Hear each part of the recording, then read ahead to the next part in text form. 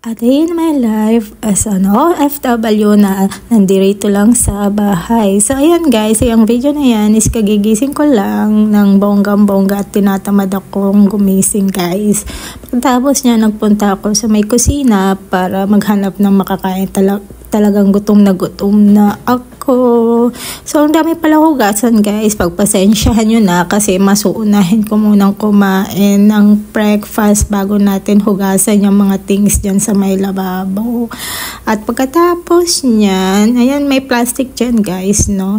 Tapos niyan is tinignan ko ang basurahan namin. So diyan pala namin nilalagay yung mga basura namin, no. So hinugasan ko siya kasi kahapon nung dumating ako dito sa apartment is siya, yung basura is may tumulong mga water doon. So nangamoy siya kaya hinugasan ko. At yan, ay binalik ko na siya ng bonggang-bongga. Tapos guys, kukuha lang pala ako ng plastic na ilalagay dyan. So ayan, gumagamit ako talaga ng plastic guys. Hindi ko dinedirekta yung basura sa basurahan. Pagkatapos yan is, takpan na natin at ipasok na natin sa loob at i-close na natin siya ng bonggang-bongga. Pagkatapos yan guys, tignan nyo naman yung mga hugasan ko. Ang dami namin hugasan. Dalawa lang naman kaming kumakain. So ayan pala yung lulutuin ko mamaya, mussels. So ayan, binuksan na natin yung ref kasi kailangan ko ng milk. Ayan lang kailangan ko sa aking breakfast at kailangan ko rin ng coffee. So nakalagay lahat ng mga things namin sa loob ng cabinet guys, like kape, bigas, plato, mga kung ano-ano pa. Dahil ayoko na makalat sa may lababo. Ayoko yung mga things sa lababo pag naghuhugas ako. So ayan, pagkatapos nyan is, ayun, doon nakalagay yung pot kung saan ako nagpapakulo ng milk.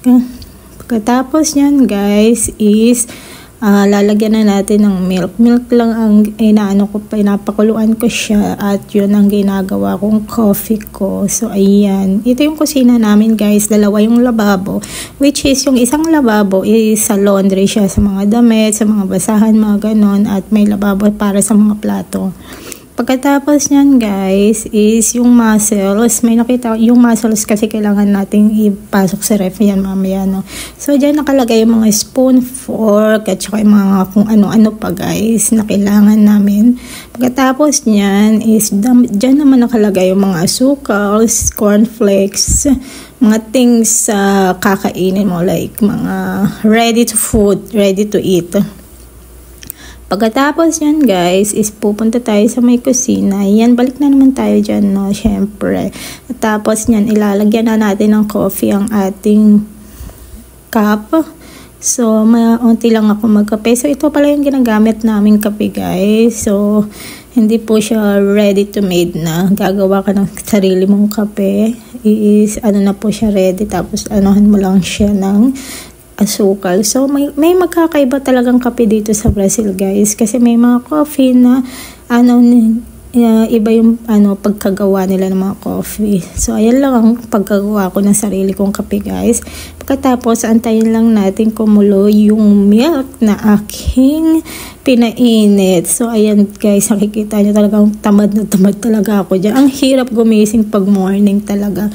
Na umuunat-unat pa ako ng katawan at nag-exercise nang biglang may makita ako sa may cabinet na oil. So pag nagluluto kasi ako guys, nagtatalsikan yung mga oils at nadadama yung mga cabinet na pupunta sa mga cabinet at lilinisan ko yan mamaya pagkatapos kong kumain ng breakfast. So pagpasensyahan nyo na guys ang aking boses, hindi masyadong bonggang-bongga ngayon. So ayan, antayin lang natin kumulo yung tubig natin. Hindi pala tubig, milk ko pala. Tantayin natin siyang kumulo ng bonggang-bongga. Pagkatapos niyan is, nang kumulo na siya is i-off na natin ang fire kasi talaga naman kailangan i-off ang fire at ilagay natin sa ating baso. Pagkatapos niyan is halu-haluin na natin siya ng bonggang-bongga. Pagkatapos niyan guys is kukunin ko lang yung breakfast ko which is bread. Ayan, umagahan ko. Tignan yung mukha ko talagang guys. Bagot na talaga ako. Antok na antok pa ako niyan. Tapos pumunta tayo sa may dining table namin. So ayan, dyan pala kumakain guys. Dyan kami kumakain. Minsan sa harap ng TV. Pagkatapos niyan, uupo na ang senyora ninyo, madam ninyo. So, nakikita ninyo sa may table, may pera po siya na nakalapag sa tabi ko, guys. Kasi ang pera na yan is, ayan yung pinag-iipon-ipon namin every month. So, everyday talaga, guys, is nagpapasok kami ng pera. So, kada 5 is pinapasok namin siya sa bangko.